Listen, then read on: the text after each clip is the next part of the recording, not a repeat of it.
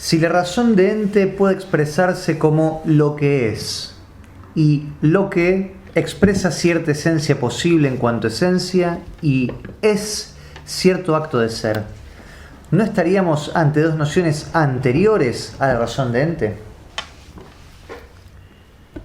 Esta es una pregunta interesantísima que sirve para aclarar varias cosas, sin las cuales podrían quedar confusiones acerca de la razón de ente.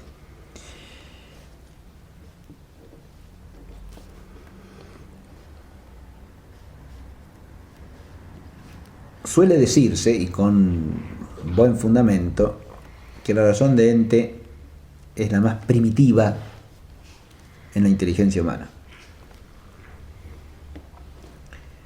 Quiere esto decir que, en rigor, no puede ser definida. Porque definir, en el plano real, y no meramente nominal, implica remontarse a nociones anteriores que sean constitutivas del ser de la cosa a definir, o que nos remitan a lo que es constitutivo del ser de la cosa a definir. Por lo tanto, implica siempre un ir ascendiendo hacia nociones más primitivas. Y esto es obvio en cualquier ciencia, ¿no? Si nosotros queremos definir lo que es un triángulo, tendremos que recurrir a nociones anteriores a la del triángulo, como puede ser la de figura plana poligonal, figura plana poligonal convexa, la noción de lado de una figura poligonal, etc., ¿no? Son nociones anteriores, son nociones más primitivas que nos permiten definir la noción de triángulo. Y así en cada cosa. Si uno quiere definir lo que es el alma en un ente viviente, corpóreo, tendrá que recurrir a nociones anteriores, como la noción de acto primero, ¿no? O de entelequia primera, que es una noción anterior, es una noción más primitiva. Ahora, si la razón de ente es la más primitiva de todas, es evidente que no es definible. De hecho, Aristóteles dice que las nociones primeras en cada ciencia no son propiamente definibles.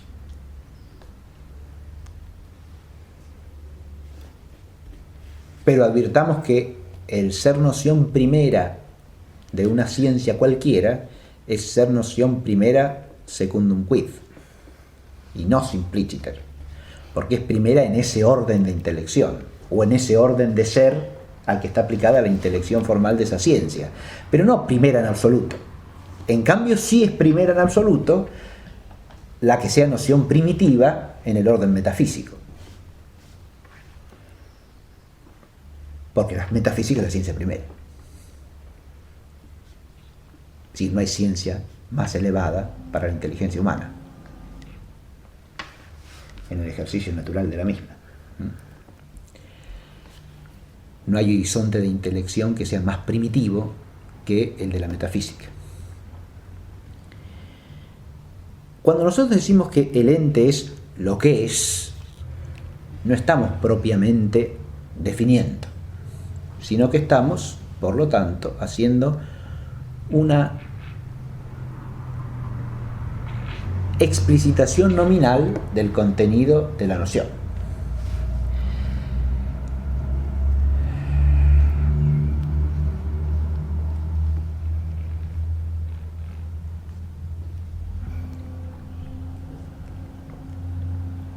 Esa explicitación nominal no tiene más remedio que ser por modo de composición, porque en cualquier otro caso nos remitiríamos a repetir el mismo nombre. Eso pasa también con las nociones primitivas que lo son secundum quid. Si yo quiero decir lo que es un punto en geometría, y el punto es el punto. Es el punto. Y el plano es el plano. ¿Sí? Ahora, si usted quiere, mediante un circunloquio nominal, explicitar la noción, no propiamente definirla, insisto, tendrá que recurrir a un circunloquio que por cierto modo de composición diga lo mismo. Lo cual no implica composición en la propia noción, adviértase, sino en ese modo de hablar que me remite como nombre compuesto a lo mismo que el nombre simple me remite. Y eso no es lo que pasa en toda definición, adviértase, ¿eh? En la definición pasa otra cosa. En la definición pasa que estamos remontándonos a los constitutivos de algo, lo cual en cierto sentido implica cierto modo de composición. Aún en ese caso, cabría advertir una diferencia en si esa composición se da en la cosa misma o si se da necesariamente o por fuerza en nuestro modo de entender la cosa, que es el caso de cualquier noción teológico-metafísica de la divinidad. Cuando nosotros usamos expresiones como acto puro o causa primera, ciertamente que estamos usando nociones que podría decirse que de alguna manera implican cierto modo de composición en nuestra inteligencia, pero no en la cosa o en la realidad a la que nos referimos, porque precisamente es lo que hacen esas nociones es excluir toda forma de composición, porque el acto puro no puede ser sino simplicísimo, y la causa primera también, si no, no sería la causa primera.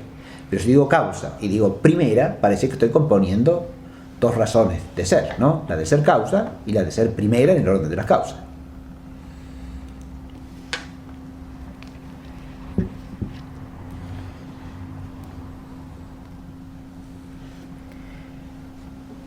He dicho, por lo tanto, dos cosas. La primera, puede haber un circunloquio que componga meramente en el plano nominal sin que componga en el plano de los conceptos, o mejor dicho, no ser más que una explicitación verbal de un concepto que en su unidad implica lo que ese circunloquio está de alguna manera desarmando. Y lo otro que digo es que, aun tratándose de una realidad simple, los conceptos con que nosotros llegamos a ella pueden componer no por el modo de ser de la realidad, sino por nuestro modo de entender. Ahora, estas consideraciones generales apliquémoslas a la cuestión de el ente entendido como lo que es. En el circunloquio, lo que es, se dice bien que la expresión lo que en castellano hace alusión a un ser tal o cual, ¿no? O dicho de otra manera, al ser esta cosa, al ser de cierto modo. Mientras que el es que se le añade hace alusión a la dimensión que podemos llamar también el hecho de ser.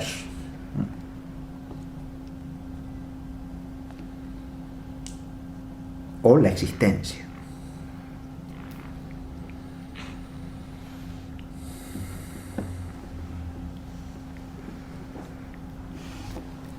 Ahora bien, acá también cabría hacer una distinción si ese es de carácter existencial precisamente nos remite al acto de ser o a la existencia, pero esa es una disquisición que complicaría el asunto.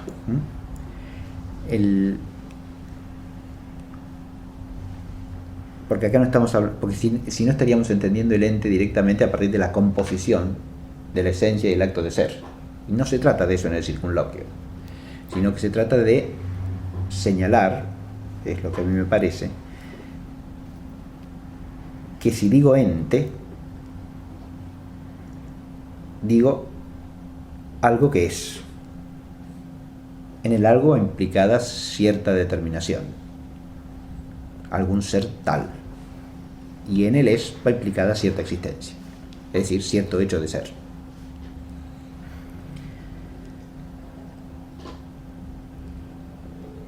No estamos pensando entonces una composición, insisto, entre esencia y acto de ser, sino simplemente estamos explicitando lo que significa ente. Estas nociones de ser algo y de existir no son nociones anteriores a partir de las cuales se defina el ente, sino que son el contenido de la noción de ente en sí mismo, explicitado por un mero circunloquio. Porque cuando digo ente, ¿qué entiendo? Y algo que es. Y es imposible entender algo que es si ese algo careciese de toda determinación, o si ese algo careciese de todo tipo de existencia. Nosotros, por el modo de composición que tiene nuestra inteligencia,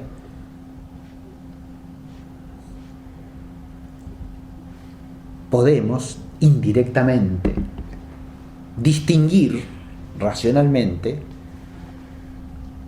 esos aspectos del ente, pero no podemos pensar ente sino la integridad de ambos aspectos.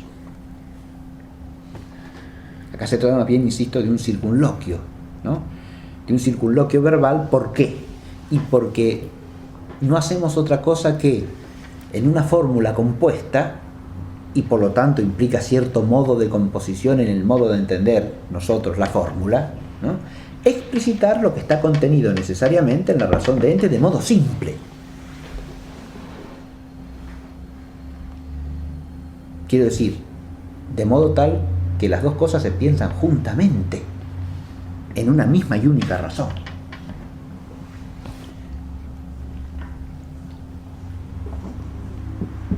El carácter primitivo de la razón de ente, por lo tanto, queda perfectamente salvaguardado porque no estamos recurriendo a nociones primitivas que sean constitutivas de lo que estamos entendiendo, sino simplemente explicitando dos dimensiones inseparables de lo que estamos entendiendo.